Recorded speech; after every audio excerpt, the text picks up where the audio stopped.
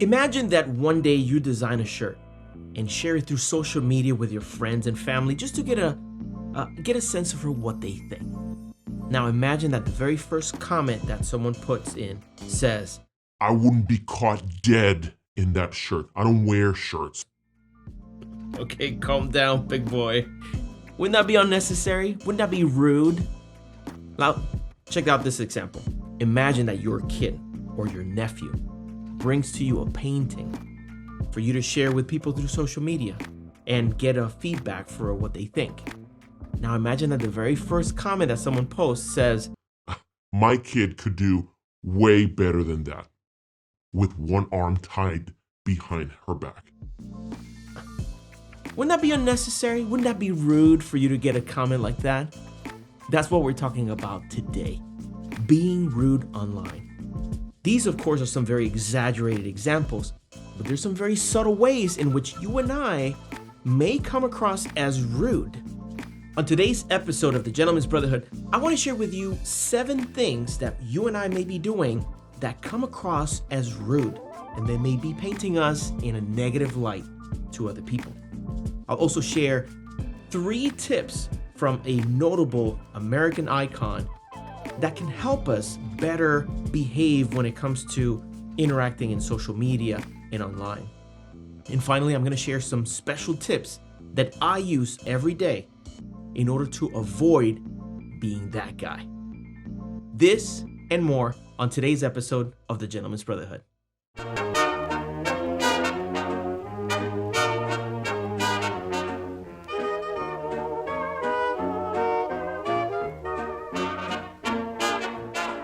Hello and welcome to another episode of the Gentleman's Brotherhood. My name is Juan Sepulveda. I am your host, and I thank you for taking the time to be with me here today. If you're new to us, we create content to help you become a better man today.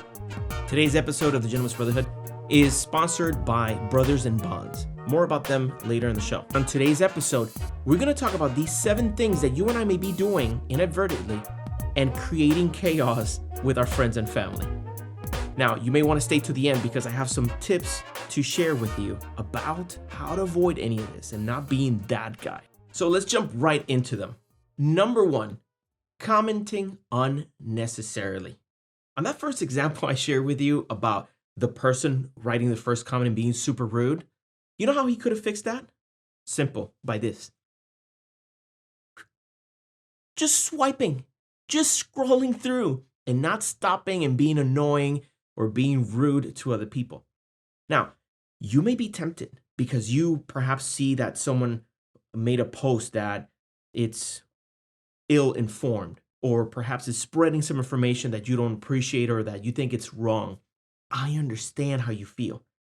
But if you don't have to post something, if you don't have to comment, don't. Perhaps take a moment to think, okay, how can I best approach this comment? How can I best contribute to the conversation? But most of the time, anytime someone makes a comment that is rude, like the ones I shared with you earlier, it's completely unnecessary. That person could have just scrolled through, moved on with their life, and just not come across as a complete jerk. And of course, I don't want you to come across like that. Just think about when you take the time to comment on something, make sure you're contributing to the conversation. That if someone is reading it, they get to learn something from you, not take some negativity from you. Number 2, avoid any kind of condescending comments. I'm sure you've seen this. I'm sure you've seen someone make a statement about something, maybe an incorrect statement, and a person will respond, "Educate yourself. Do your homework." How do you think people feel whenever they hear that at the beginning of a phrase? Do your homework. At that very moment, it's no longer an amicable dialogue. Now, they become defensive, and whatever you have to say, regardless of how valuable it may be, it's going to be ignored. They're not going to pay attention to it. They're not going to become better informed by your condescension. Instead, be empathetic. There's a lot of things that you know that I don't know.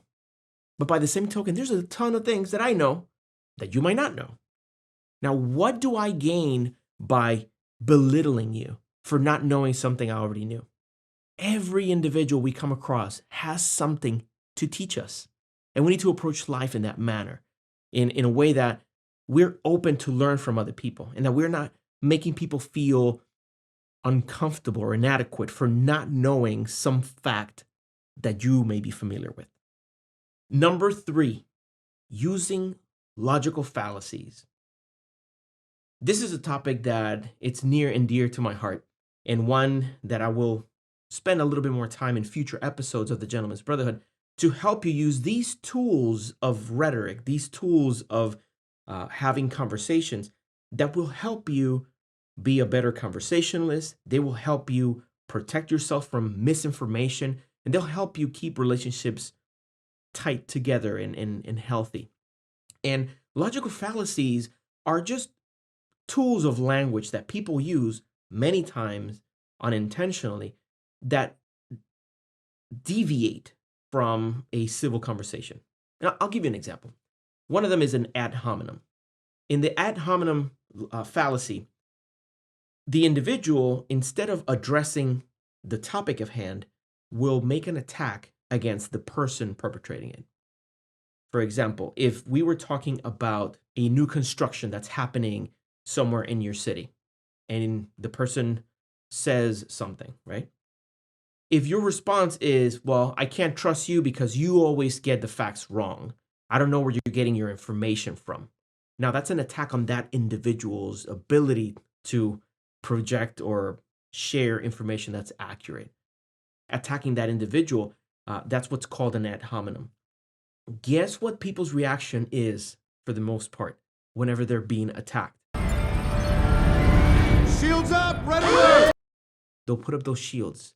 They won't allow any more information to flow through. Now you've become an adversary instead of a conversational partner.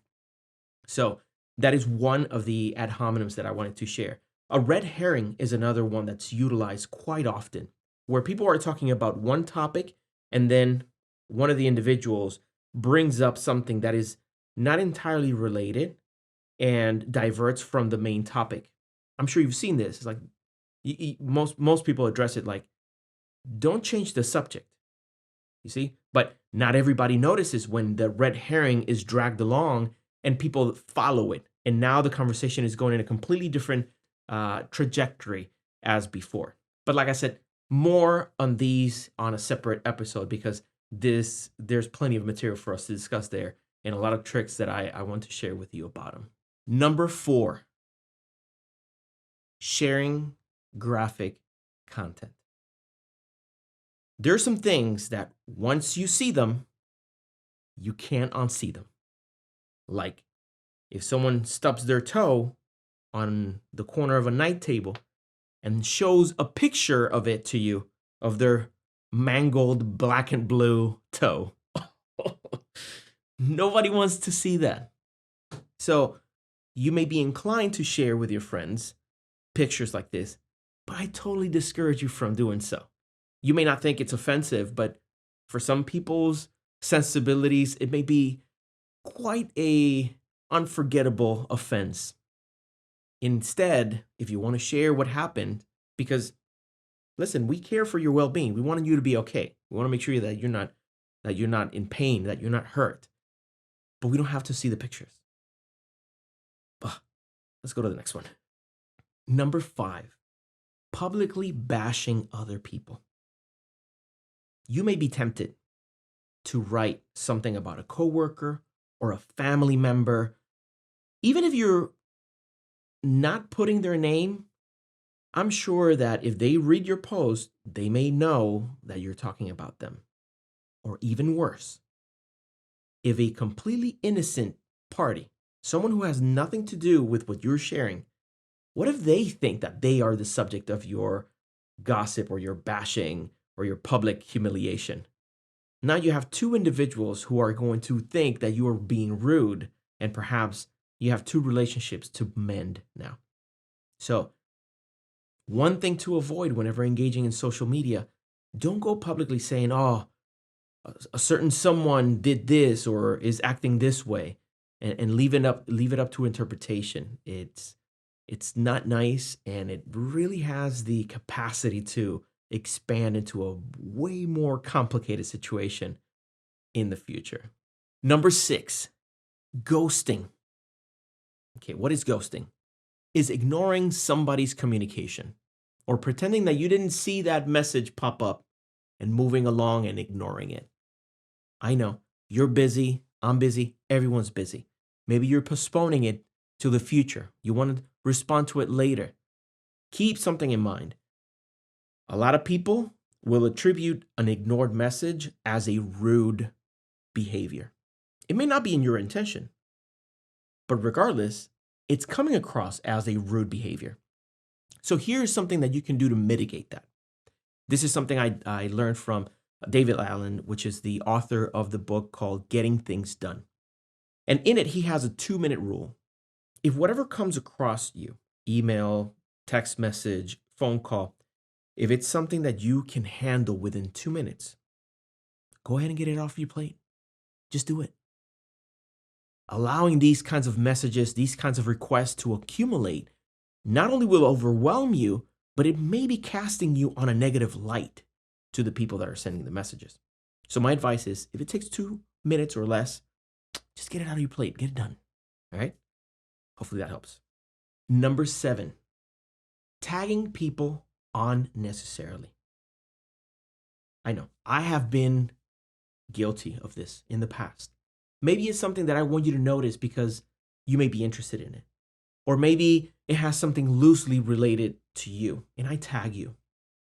I've come to understand how annoying this can be, and you don't want to do that, right? So think, if the individual is not on the photo that you're posting, if the individual is not related to that, it's better to not post something. If this is something that perhaps you want this person to notice, it may be better for you just to forward that post to the individual directly through a message, but not tagging them unnecessarily. And there you have it. Those are 7 things that if you and I pay attention to, we can correct and avoid coming across as rude unnecessarily. Now, I have 3 tips from an American author, an American icon that you may be familiar with. And this is practical advice that can help you not just in social media, but in your personal relationships and in your business. But before I get there, I want to ask you to please stick around and listen to this message from today's episode sponsor. As gentlemen, we hold ourselves to a higher standard. That's why at Brothers & Bonsco, we work directly with craftsmen and designers around the globe to bring you expertly curated accessories that complement any fraternal lifestyle. From the casual weekender to the formal Freemason, Brothers & Bonsco offers products that suit your weekends by the lake or your nights out at the lodge, while providing a personalized experience to each of our customers. That's what makes us uniquely Brothers & Bonsco.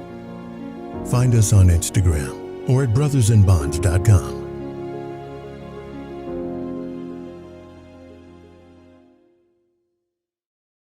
Welcome back. Who is this mystery author that I'm talking about? It's none other than Dale Carnegie. Dale Carnegie is a lecturer, an author, an educator. He is the author behind the book, How to Win Friends and Influence People. And he shares a rule that he has that is called the 3 C's. And I'm going to share those with you because if you keep these in mind whenever you're interacting with people on social media or even in your day-to-day business and your day-to-day life, you could avoid a lot of these instances where you come across as rude. And here are the 3 C's from Dale Carnegie. Number 1, don't criticize. Number 2, don't condemn. And number 3, don't complain. If you avoid these 3 things, I guarantee you, you'll have less instances in which you're coming across as rude or inconsiderate. And I'll give you some examples of how these work in your daily life. Don't criticize. I'm sure you can identify with this, where you come across someone who seems to always be talking about someone else, criticizing them behind their back. What does that make you feel or think about them? Does it give you the impression that when you're not around, you are the target of such criticism? Even if that's not the case, that's the impression that people give whenever they're constantly criticizing. Also, the negativity that it brings is something that is just unpleasant to be around. The second one, don't condemn, is slightly related to the first, but the condemnation here comes when someone passes judgment, almost establishing a brand or establishing some sort of label for an individual. So imagine that perhaps a person is late to a meeting. We don't know the circumstances of it, but condemning them would be now casting them in the light of people that are irresponsible, now saying, well, this person can't be trusted because they were late. Condemning people like that shows a lack of empathy. If it's a habitual tardy person, well, that's a different thing. But condemning people right off the bat it's a bad habit, and it's one that can paint us in a very negative light. And finally, don't complain. First, we don't know what troubles other people are going through, what problems they may have. They may not necessarily care to hear hard complaints. Nobody wants to be around someone who is constantly complaining, especially when it comes from a point of privilege. Someone who's complaining about something that's trivial or something that is perhaps unappreciated is something that doesn't lend itself for building relationships or building a warm, fuzzy feeling whenever you see a person. A complainer is just something that you and I don't want to be. Now, here's a bonus tip. This is something that I do, and I encourage you to do it as well. Use this as a tool to avoid any form of being rude. And it's a 3-step thing. Whenever you're going to post a comment or you're going to answer someone's comment over the phone or you're going to send a letter, ask yourself, how would you feel if you were the person at the receiving end of such communication? Just think about that. How would you feel if you were the one receiving this email, this text message, this letter? Number 2, if your parents were looking over your shoulder at what you're writing or typing, would they be proud of you? Would they support that sort of response? Would they feel that it represented the family as a whole? And number 3, imagine someone who looks up to you, a child, your kid or your nephew, or perhaps a new employee in a company. Would you want them to emulate your behavior? Would you want them to respond to people in the way that you're about to respond in this comment? That's a surefire way for you to gauge whether your response is a measured one, is one that is adequate. So I encourage you to use that as a tool because I found it to be very helpful for me. I truly hope that it helps you in your communications as well. I hope that you found these tips useful for your daily life, that they can help you become a better man today. If you found this content useful, please do us a favor and make sure to subscribe to our channel and share with someone who may find it useful as well. I wanted to take a moment to say thank you to all of those who have signed up to be supporters of our efforts on Patreon. This is also a reminder that we're about to start shipping out the exclusive lapel pin of the Gentleman's Brotherhood. It's exclusively available to the supporters on Patreon. If you're not one of them yet, I encourage you to see all the different perks and benefits that come with being a member of this campaign, and I hope that you choose to support our mission to help men become a better man today. Finally, I wanted to share today's episode sponsors, Brothers in Bonds. They've been very generous to offer our audience a 10% discount on their first order. So if you want to check out what they have, if you want to add some of these elegant pieces to your wardrobe and your collection, I encourage you to visit them and use the code GENTSBRO at checkout for a 10% discount. And to you, as always, thank you for being a part of the Gentleman's Brotherhood. And until next time, I wish you courage and courtesy. See you soon.